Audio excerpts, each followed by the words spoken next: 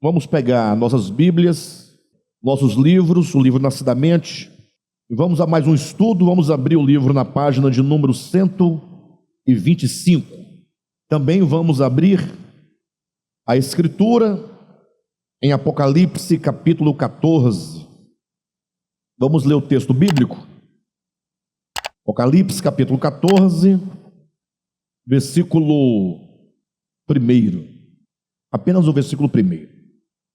Diz assim, queridos, o texto bíblico: Olhei e eis o Cordeiro em pé sobre o monte Sião, e com ele 144.000, tendo na fronte escrito o seu nome, que é o nome do Cordeiro de Deus, e o nome de seu Pai. Amém? Bem, antes de tudo, é importante nós notarmos que no livro do Apocalipse há dois textos, são duas menções a um grupo de pessoas representado pelo número 144.000. Capítulo 7 de Apocalipse fala de um grupo de pessoas, um número de 144.000 pessoas seladas. E aqui em Apocalipse 14 também nós temos um grupo de pessoas seladas, um número de 144.000. É desnecessário lembrar os irmãos que esse número é um número simbólico, não é um número literal, como alguns às vezes insistem em dizer que o número 144.000 dessas pessoas seria um número literal. Tem quem defenda isso. Mas se você olhar com atenção para o Apocalipse, vai ver que o Apocalipse todo, ele se estrutura em figuras, em símbolos, em números. Então nós temos 7 igrejas, temos 7 taças, temos 7 trombetas, Nós temos a própria descrição da Nova Jerusalém. São 12 portas, 12 fundamentos, 12 vezes 12 dá 144, vai dar esse número também simbólico de 144.000, Então, assim, é um número simbólico. Agora, o que nos interessa, ao nos depararmos com esses dois grupos de 144.000, é que há uma nítida distinção entre os dois, e vale a pena nós observarmos isso. O grupo de que nós vamos tratar é esse que está no capítulo 14, vou ler novamente. Olhei e eis o Cordeiro em pé sobre o monte Sião, e com ele 144.000. Então são 144.000, é o número simbólico, de pessoas que estão com o Cordeiro sobre o monte Sião. E eles estão juntamente com o Cordeiro, e eles têm escrito em suas testas, na sua fronte, o nome do Cordeiro e o nome do Pai. É importante frisar isso. Já no capítulo 7, se vocês olharem lá,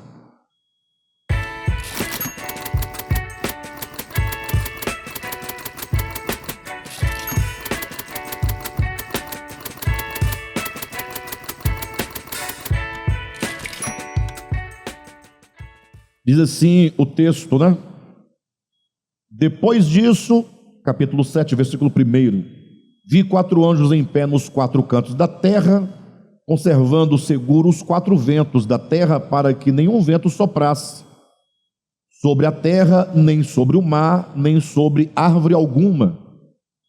Vi outro anjo que subia do nascente do sol, tendo o selo do Deus vivo, e clamou em grande voz aos 4 anjos, aqueles aos quais fora dada autoridade, foram dado fazer dano à terra e ao mar, dizendo: não danifiqueis nem a terra, nem o mar, nem as árvores, até selarmos nas frontes os servos do Deus vivo. Então, tanto no capítulo 7 quanto no 14, nós temos um grupo de 144.000. Mas o que não pode ser confundido aqui é que no capítulo 7 temos 144.000 na terra, e eles serão selados em suas testas com o selo do Deus vivo em suas testas. A expressão Deus vivo é uma expressão típica do Antigo Testamento, que faz referência ao Deus de Abraão, Isaque e Jacó, o Deus da aliança abraâmica, o Deus de Israel, em oposição ou em contraposição aos muitos deuses das nações, nações politeístas, pagãs, que tinham muitos deuses que por natureza não são Deus, não são deuses de fato, e que portanto não podem ser considerados o Deus vivo. Logo são deuses que por natureza não são, ou numa linguagem menos formal, são deuses mortos, são deuses inexistentes, ao passo que o Deus da aliança é o Deus vivo. Então, Deus vivo é uma expressão típica para se referir a Deus numa relação com a nação de Israel. Agora, no capítulo 14, nós temos um grupo também de 144 mil, que também são selados, eles trazem um selo de Deus em suas testas, mas aqui não é dito o Deus vivo, é dito o Pai, e é dito o Cordeiro. Então a expressão Pai e a expressão Cordeiro são próprias do Novo Testamento para se referir à relação de aliança de Deus, o Pai, com a sua igreja, propriamente dita. Perfeito? Então logo nós sabemos aqui então que são dois grupos, um se referindo ao povo de Israel, outro se referindo à igreja. E é sobre esses aqui que estão representados aqui por 144 mil, que são a igreja, que nos interessa falar sobre nós, tá bom? Esse selo escrito na testa desses que pertencem ao Pai, que pertencem ao Cordeiro, nesse sentido dispensacional, tá? Por que devemos entender assim? Por que dispensacional? Porque de grosso modo falando, Deus é Pai de todos e de tudo. Ele é a fonte originária de toda vida, de toda existência. Portanto, Ele é o Pai celestial, e Paulo vai enfatizar isso em Efésios capítulo 3, dizendo que Ele é o Pai de todas as famílias sobre a terra, ou todas as famílias trazem essa paternidade divina às famílias da terra, não é? Agora, dispensacionalmente falando, devemos olhar o homem nessa perspectiva: homem criado à imagem de Deus, homem decaído da sua posição de filho e torna-se agora um peregrino, torna-se um errante, torna-se um sem Deus. Nesse sentido dispensacional, como aquele filho que era o filho pródigo, o filho desamparado, que perdera essa imagem de filho de Deus, e que agora, portanto, se identificava com o mundo, com os porcos, com o pecado e não com Deus. De modo que o Novo Testamento vai dizer que quando esse filho retorna, ele retorna à sua posição de filho. Então, referir-se a Deus como Pai nessa relação direta com a igreja é uma questão meramente dispensacional. No final, todas essas diferenças, judeus, gentios, igreja, tudo isso vai se acabar quando nós entrarmos para a eternidade, em que Deus será tudo em todos. Ainda que haja diferenças quanto à obra que cada um possa exercer na eternidade, o fato é que na eternidade nós somos todos identificados com o Pai, que é tudo em todos. Inclusive o próprio Jesus Cristo estará submetido e entregue completamente a esse governo do Pai, para que o Pai seja tudo em todos, para todos sempre. Tá bom? Então, feitas essas ressalvas, vamos então ao nosso livro, compreender um pouco sobre esse selo de Deus na fronte dos seus filhos. Página de número 125, a partir das 3 estrelinhas, nós vamos lendo aqui e vamos explanando na medida da necessidade. Então, logo é revelado o caráter bestial do ego, incrustado na consciência dos que não amam a verdade, segue-se a revelação do selamento dos verdadeiros discípulos do Evangelho. Queridos, parece dizer pouca coisa, né? Mas se nós fôssemos aqui abrir essa essa assertiva para vocês, poderíamos dizer bem claro que vocês podem observar que a palavra evangelho está com E maiúsculo, sim? E falamos também do selamento dos verdadeiros discípulos. Temos verdadeiros discípulos e temos evangelho com E maiúsculo. Quando dizemos verdadeiros discípulos, prestem atenção, isso é fantástico, embora difícil de assimilar, né? Isso aqui não é alimento, não é leite, né? É alimento sólido. Verdadeiros discípulos deve ser entendido não como um arranjo de palavras, podemos dizer os discípulos de Jesus, né? Poderíamos dizer apenas igreja, mas verdadeiros não é apenas um adjetivo para encher a frase, para fazer um floreamento. Não, isso aqui nós estamos lembrando, quando falamos verdadeiros discípulos, das palavras de Jesus em João capítulo 4, quando ele fala dos verdadeiros adoradores. Lembra que em João 4, falando à mulher samaritana, Jesus fala que o Pai procura verdadeiros adoradores? Interessante que pouquíssimas pessoas compreendem o significado de verdadeiros adoradores em João capítulo 4. Pense comigo o texto e o contexto de João 4. Ali havia uma mulher samaritana conversando com Jesus. Logo, já é estranho para o contexto da época, e se nós atualizarmos o sentido para o nosso tempo, vai ser estranho para nós também. Porque a samaritana, lá no contexto bíblico, era alguém considerado destituída da graça de Deus e destituída das bênçãos da aliança de Deus com Israel. Ou seja, Israel era, para eles, no conceito deles, considerados os verdadeiros adoradores. Por quê? Ora, porque eles tinham o território sagrado verdadeiro, que foi delimitado pelo próprio Deus. Eles tinham o profeta verdadeiro, Moisés, os profetas verdadeiros enviados a Israel. Eles tinham o templo verdadeiro, construído a partir da planta que Deus entregara a Moisés no Monte Sinai, o templo construído segundo as normas da ABNT de então, né? Eles tinham os altares verdadeiros, os sacerdotes verdadeiros, com as indumentárias verdadeiras, com as ofertas verdadeiras, né? Toda a estrutura religiosa era tida por verdadeira.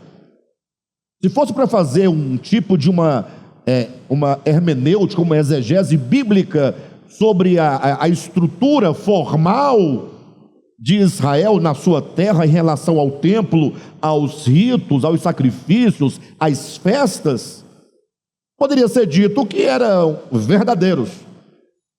Agora, a samaritana não podia dizer verdadeiro dela, por quê? Primeiro que ela pertencia a um povo de sangue misturado. Não pode ser verdadeiro. Uma pessoa de sangue misto, que ainda que tivesse alguma coisa de hebreu, mas tinha também de egípcio, tinha também de amonita, tinha também de tantos eus, sangue misturado, que tinha construído um templo, entre aspas, falso, porque Deus não mandou construir o templo em Samaria. O templo que eles construíram foram por rivalidade, e não por outro motivo, no lugar errado, no monte errado, que foi sobre o Monte Gerizim, e não sobre o Monte Moriá, com os sacerdotes que não procediam da tribo correta, que era a tribo de Levi. Ou seja, não se podia dizer da samaritana que era uma verdadeira adoradora. Não se podia dizer dos samaritanos que eram verdadeiros adoradores. Ou podia? Não podia. E de Israel, verdadeiros adoradores. Mas agora Jesus, conversando com essa samaritana, ela tem um interesse sobre o verdadeiro. Ela quer saber do verdadeiro. Ela tem um interesse em saber onde está a verdade do templo, a verdade da adoração, a verdade de Deus, a verdade. Eu quero encontrar o verdadeiro. E ela pergunta a Jesus: onde se deve adorar? em Jerusalém, que segue todas as normas e todo o padrão da revelação dada a Moisés no Sinai, ou no Monte Gerizim, conforme defendiam os samaritanos. Ela está em busca do verdadeiro, sim ou não? Jesus diz: olha, não é nem em Jerusalém, tira Jerusalém, e nem em Samaria. O verdadeiro não está vinculado a essas normas pragmáticas, ritualísticas, de templos feitos por mãos humanas, e sacerdotes que são sacerdotes mortais, que pertencem a uma etnia que serve apenas um povo, não é? A verdade não está ligada à oferta de sacrifícios de animais, pois todos os animais pertencem a Deus. Então Jesus falou: a verdade não se caracteriza por essas coisas. Então você quer encontrar o verdadeiro? Você não pode olhar para fora, você tem que olhar para dentro. Jesus está dizendo: o que caracteriza o adorador autêntico é aquilo que está dentro dele, é aquilo que entende que o espírito humano dentro dele é o lugar da adoração. Não é em Jerusalém, não é em Samaria, não é na América do Norte, como querem os mormos, não é no solo sagrado aqui no DF, tampouco na réplica do Templo de Salomão no Brás. Tudo bobagem, tudo bobagem. Isso foi acabado de uma vez por todas, foi colocado ao desprezo. As palavras de Jesus foram muito graves quando Jesus, falando acerca de Israel, que haveria de rejeitá-lo, ele falou: olha, em verdade vos digo que esta casa, que era o templo, ficará deserta. A ideia de casa deserta é casa inabitável. E quando fala no Antigo Testamento sobre uma terra assolada, desabitada, fala que se torna morada de chacais, de corujas, das trevas, de feras, fala de abandono da parte de Deus. Porque se se entendia que Israel é a terra de Deus, e o templo seria, nos moldes do Antigo Testamento, casa de Deus, para isso se tornar desabitável ou não habitável, abandonado, Deus tem que retirar qualquer atribuição divina dada àquele lugar e àquele templo. Porque havia uma atribuição divina, ainda que simbólica, mas agora vai ficar deserta, vai ser abandonada por Deus completamente, perdendo todo o seu valor. Isso chocou tanto os discípulos de Jesus, que eram judeus, que eles, logo entrando com Jesus no templo, tão logo Jesus disse que a casa ficaria deserta, eles começaram a mostrar a arquitetura do templo. Me refiro a Mateus capítulo 24, ou os últimos versículos do capítulo 23 de Mateus, entrando para o 24, na tentativa ali de convencer a Jesus que aquela casa não pode ser abandonada por Deus. Foi mostrando a beleza, mostrando o ouro, mostrando a prata, mostrando a arquitetura, mostrando a beleza, mostrando a importância. E Jesus falou: olha, vocês estão vendo tudo isso aqui? Eis que eu vos digo que não ficará aqui pedra sobre pedra. Não há nada de verdadeiro ali. O que poderia dizer de verdadeiro em termos de Antigo Testamento era o seu significado pedagógico. Agora, nem isso mais. O templo será destruído, a cidade será destruída, Israel será disperso por todas as nações da terra. Então não há nada de verdadeiro enquanto adoração, enquanto culto, enquanto rito, enquanto templo, enquanto absolutamente nada. Então Jesus diz: não é em Jerusalém. Está claro que se fosse de haver algum lugar na terra, deveria ser em Jerusalém. Mas se lá não é, não sobrou mais nada, não sobrou mais nada, absolutamente. E tampouco em Samaria. Não adianta fazer templos em rivalidade ao que supostamente é sagrado, ao que supostamente é verdadeiro. É um templo lá em Samaria, Xing Ling, é um templo chinês, né? Vocês devem entender o que eu estou dizendo. Não tem validade, não tem, é uma réplica muito mal feita. E se a de Samaria era assim, que dirá o do Brás, né? Vai ficando só pior. Vai chega a ser o cancro do rabo do cão. Então, Jesus, então o que fazer agora? Onde está o adorador verdadeiro, a adoração verdadeira, o templo verdadeiro, o sacerdote verdadeiro, o sacrifício verdadeiro? Onde está o verdadeiro?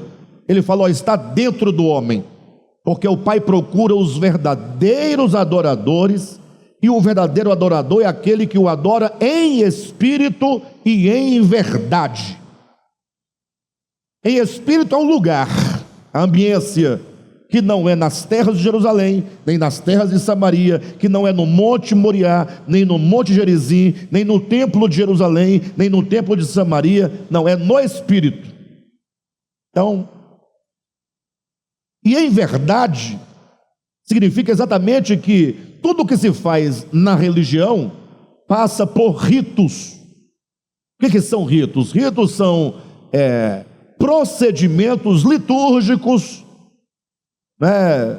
que, embora procurem apontar para alguma coisa divina, mas em si mesmo não passa de animal, não passa de farinha, não passa de sangue, não passa de óleo, não passa de coisas humanas. Tudo o que pertence a Deus verdadeiramente é espiritual, é espírito. Por isso que o lugar da adoração é no espírito humano. A nossa oferta é o próprio Cristo que por nós se deu, se ofereceu, se entregou, sendo Ele o próprio sumo sacerdote. Tudo acontece em realidades espirituais dentro do homem. Em suma, é orgânico. Essa mesa aqui é só uma mesa, essa plataforma é só uma plataforma. Vale a pena lembrar os irmãos que nós teremos uma peça agora no dia 24 deste mês, e essa peça vai trabalhar com símbolos, que apenas apontam para uma realidade espiritual, mas que o fato não é daquele modo. É porque é lúdico.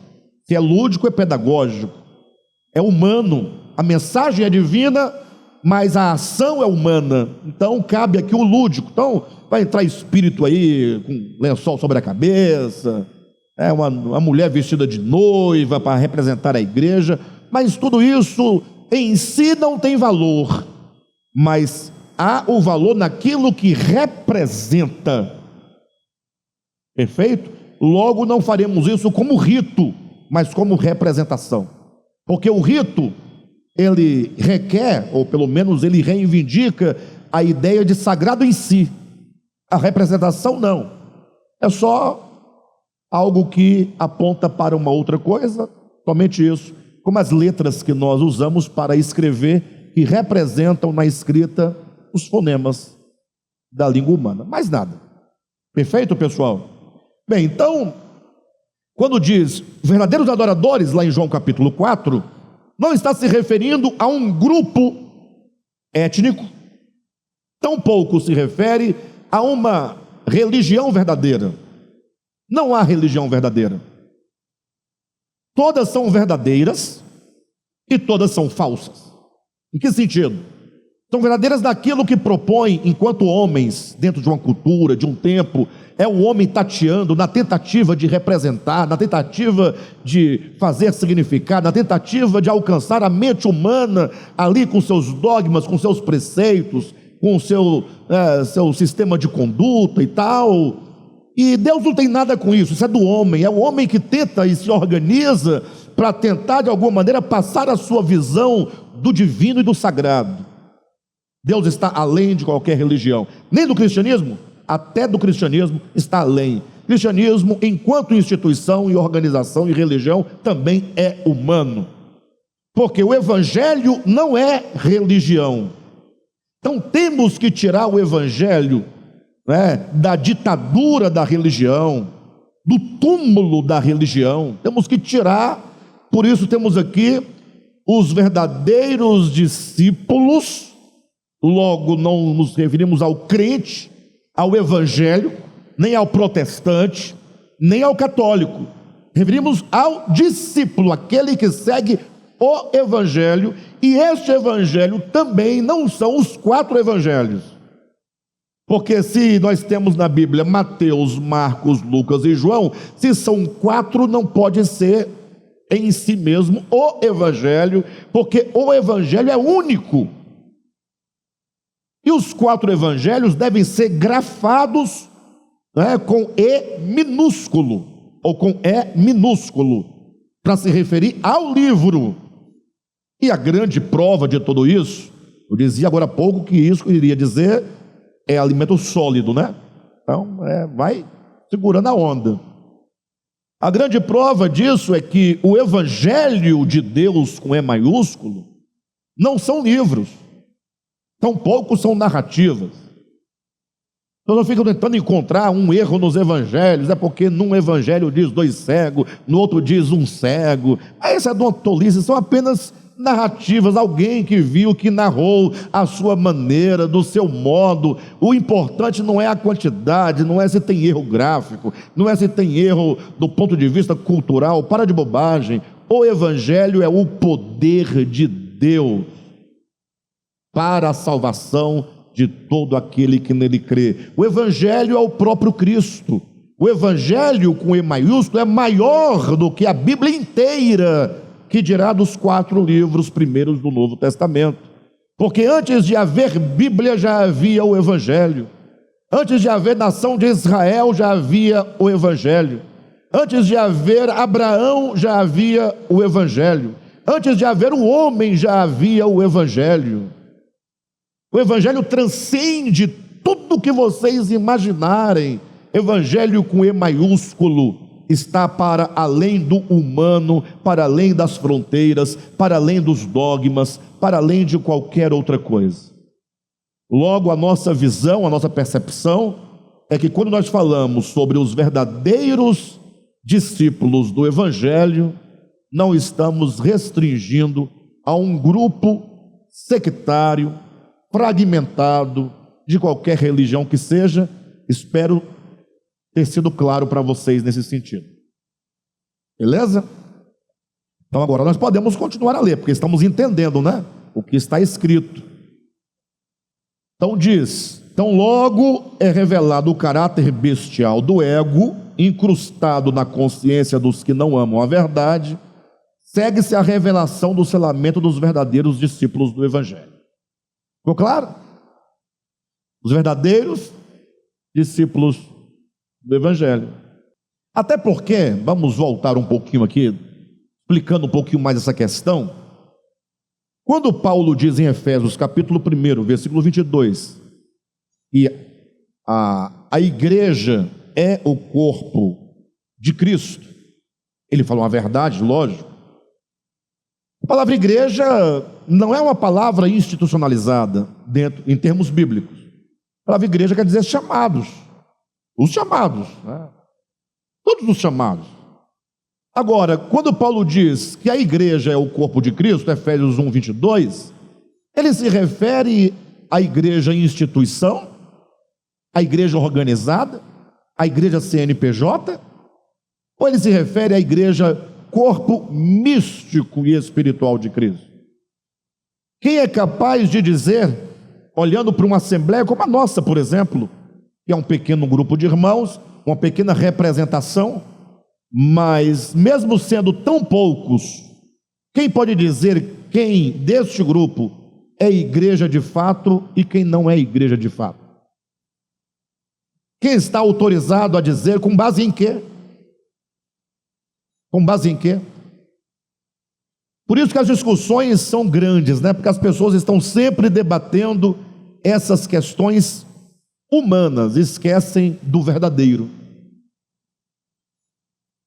Houve uma discussão recente de pessoas evangélicas, não eram católicos não, eram pessoas evangélicas. O debate era se qualquer um da igreja podia batizar alguém. Digamos que o Uzi estivesse lá fazendo uma viagem lá para Jequitinhonha, né?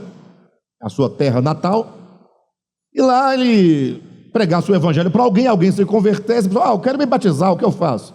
Não, agora, tem água aqui? Tem ali tem um córregozinho, vamos lá. Aí o Uzi, né? Estamos aqui diante dos anjos, diante de todos os olhares espirituais, embora só nós dois enquanto humanos, mas eu quero te batizar na autoridade do nome de Jesus Cristo. E dentro da água e tal.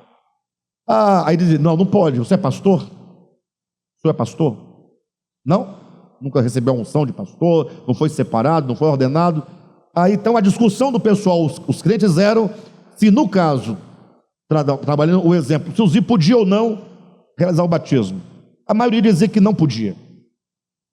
Agora, olha para onde foi a discussão, quando se debate essas estruturas que são humanas e não o verdadeiro. Estamos falando do verdadeiro. Vamos lembrar do verdadeiro lá de João 4, né? Olha aonde foi descambar a discussão dos irmãos. Então, quem pode? O pastor. Qual pastor? O pastor da igreja. Mas e quem fez ele pastor? Tem que saber, porque se eu não posso batizar o Zi, tem que ter uma ordem que tenha uma raiz em Jesus, que esteja autorizada a ordenar o pastor para ele realizar o rito batismal. Logo, como os evangélicos têm uma ruptura com a igreja católica romana, todos os pastores protestantes evangélicos não têm raiz de origem, porque a origem seria qual? A igreja antes deles, porque tem que pegar o primeiro, que passou para o segundo, para o terceiro, para o quarto, para o quinto, para o sexto.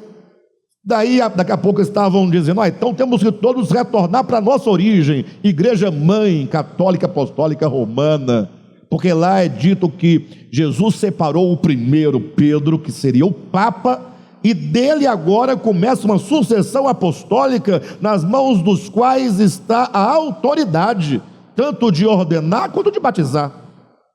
Olha a preocupação das pessoas, olha até onde vai o pensamento de alguém que lida com o divino, com o sagrado, como se fossem estruturas humanas. E Deus não tem nada com isso, absolutamente. Querem a prova? Vou dar uma prova teológica, bíblica. Deus criou Adão, Adão caiu, então decaiu da posição, não dá. Deus até teve paciência, esperou algum tempo, vou destruir tudo, um dilúvio, vou começar tudo de novo. Aí Deus separa quem? Noé. Esse sim, matou tudo, acabou com tudo. Agora Deus estabelece Noé. Está em Noé, o sacerdócio de Deus em Noé. Agora, vai lá, cresça, multiplique-se, encha a terra. Aí o povo vai, daqui a pouco todo mundo se rebela, Torre de Babel, Deus fala, acabou tudo, desprezo todo mundo, vou começar de novo. Vem cá, Abraão, agora você está estabelecido, você é o camarada, agora a autoridade está onde? Em Abraão, não está mais em Adão, não está mais em Noé, está em Abraão. E para que ninguém tenha dúvida que está em Abraão, Abraão teve 2 filhos. Logo do tronco de Abraão saem 2 ramos, 2 rebentos. Mas como é uma questão de linhagem e de sequência, de sucessão, de segmento, não pode ter 2 ramos. Por isso Deus despreza um, que é Ismael, e fala, a minha sucessão passa por Isaque e por Jacó. Por isso que é o Deus de Abraão, Isaque e Jacó. Ismael está fora, está seguindo a ordem aqui, a linhagem, a sucessão. Por isso que Deus fala com Abraão, repete a promessa a Isaque, repete a promessa a Jacó, do qual nascem 12 filhos. Um deles chama-se Levi. Deus fala, agora a autoridade está em Levi. Nessa sequência, o sacerdócio passa por Levi, a realeza passa por Judá. Aí, a realeza é só por Judá. Não vem com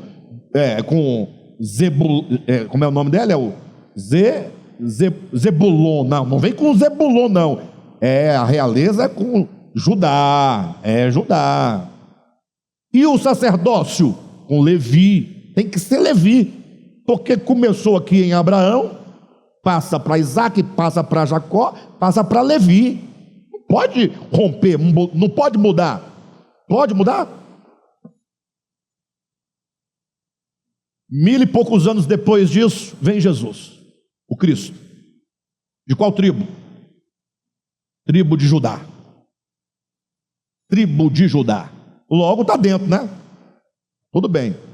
Só que o grande fundamento da obra de redenção não passa por Judá, passa por Levi. Redenção é sacerdócio, não é realeza. Entenderam ou não? Redenção tem que ser de Levi. A realeza sim é por Judá. Só que agora o Cristo crucificado, base da redenção, se propõe como propiciação pelos pecados do mundo inteiro. Para tanto, ele é tanto a oferta, o sacrifício, quanto o sumo sacerdote. De qual tribo ele era? Da tribo de Judá. Não dá. Descobriram isso no primeiro século e falaram: Paulo, você é louco, como você vai dizer que Jesus é o sumo sacerdote se ele é da tribo de Judá? Sim, tudo bem que ele vem de Abraão, passa por Isaac, passa por Jacó, mas não chega em Levi. Para ser sumo sacerdote tem que ser da tribo de Levi. E agora? Desmontou tudo, acabou com o evangelho, acabou com a Bíblia, acabou com a igreja, acabou com tudo. Pensaram, está tudo acabado. Aí Paulo diz: não. Na verdade, Jesus, enquanto sumo sacerdote, ele vem de um sacerdócio infinitamente maior que esse sacerdócio pequenininho aí de Levi. Aí, como assim? Onde está a autoridade da sucessão? Por onde passa o fio condutor? Vamos à origem? Vamos para o primeiro? Se é Levi, volta para quem?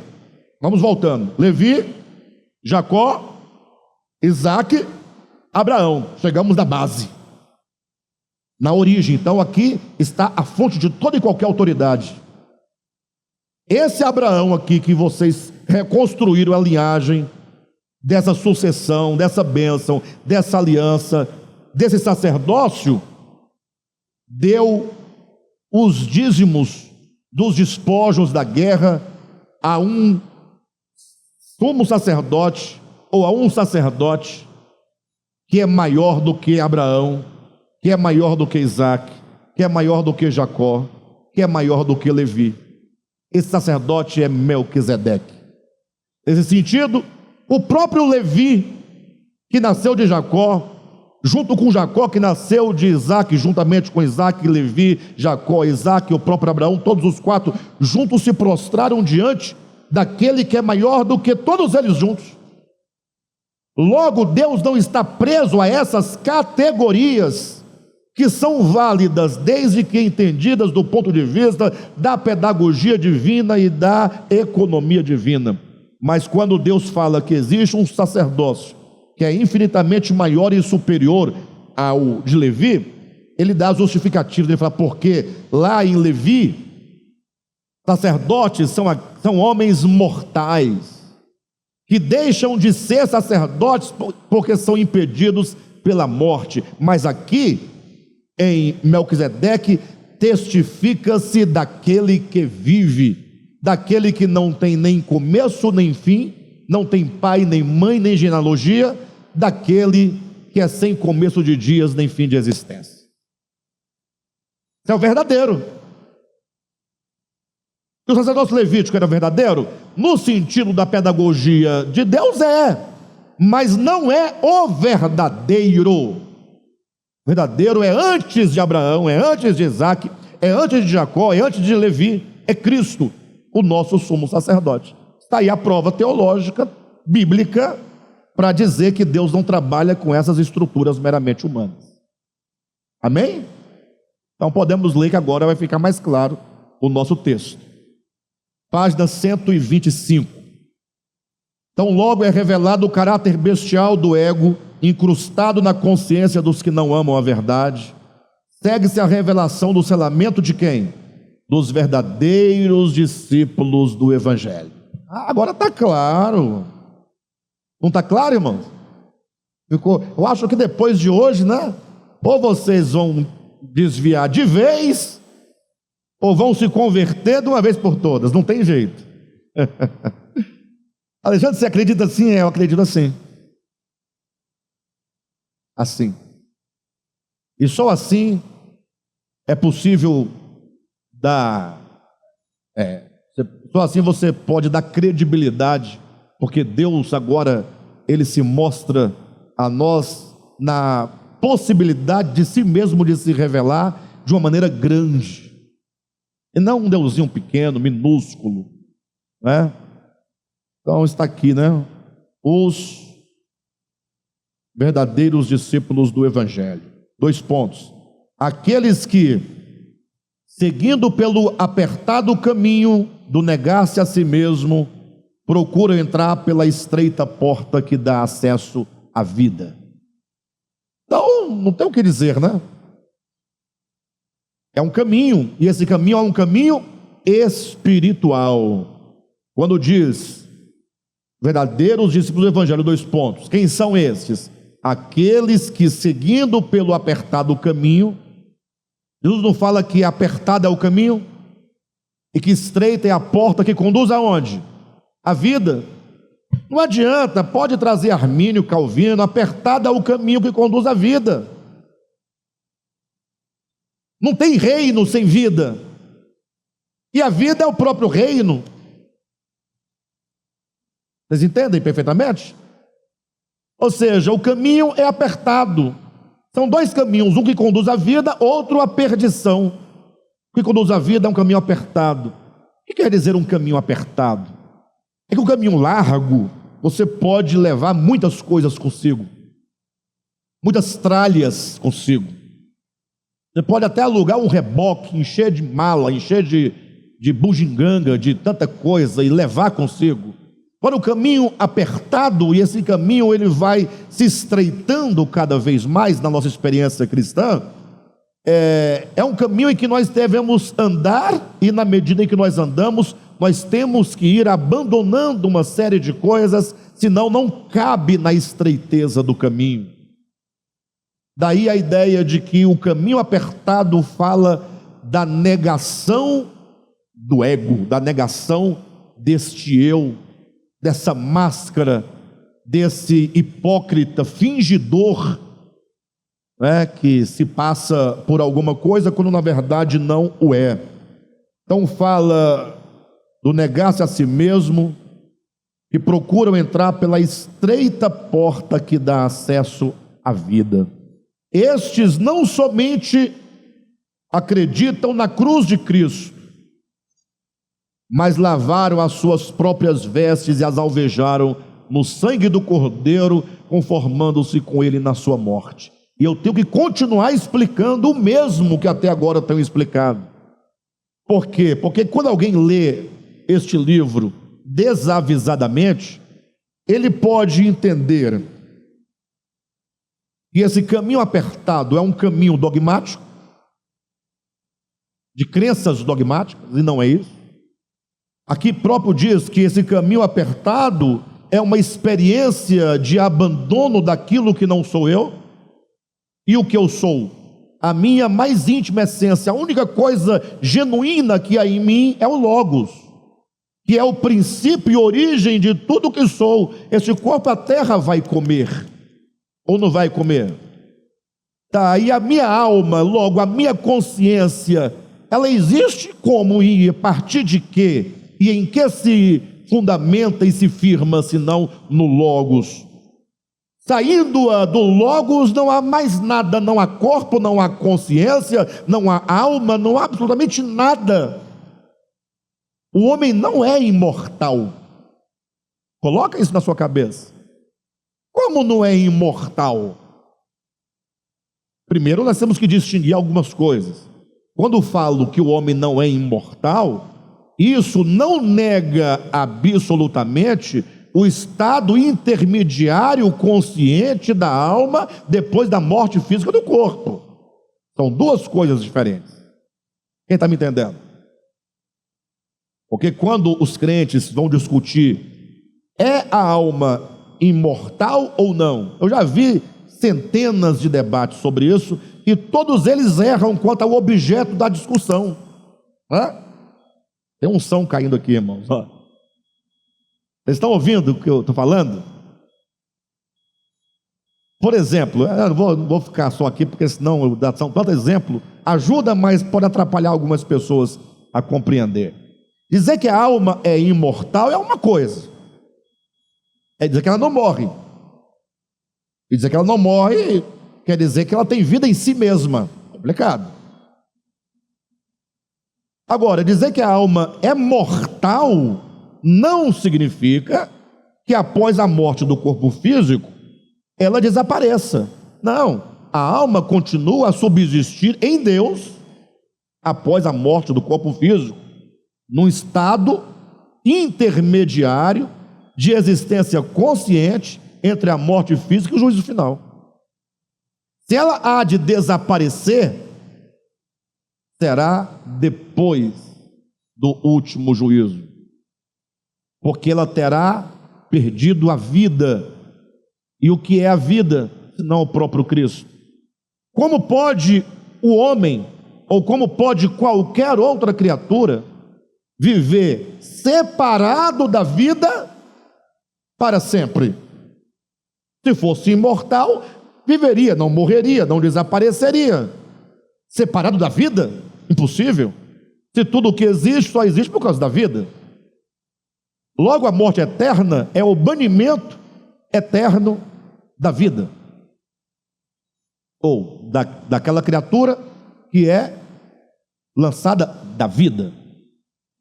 Eu não sei como isso pode acontecer, porque nós podemos falar somente com essa linguagem.